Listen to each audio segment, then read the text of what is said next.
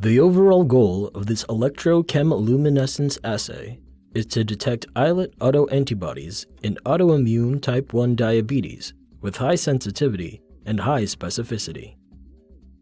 This method can help answer key questions in the type 1 diabetes field, such as time of islet autoimmunity initiation and high-risk prediction for type 1 diabetes. The main advantage of this technique is more sensitive, more disease-specific, and non-radioactive compared to the current standard radioassays.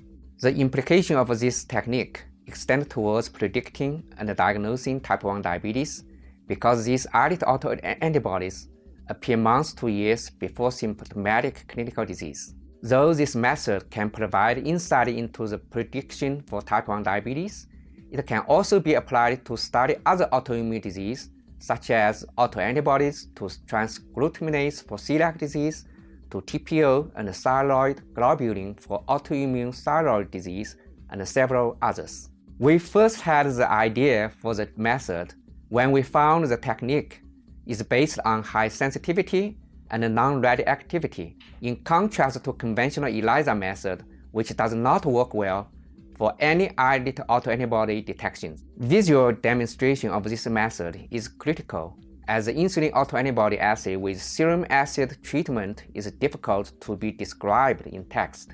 Demonstrating the procedure will be Yong, a postdoc from my laboratory.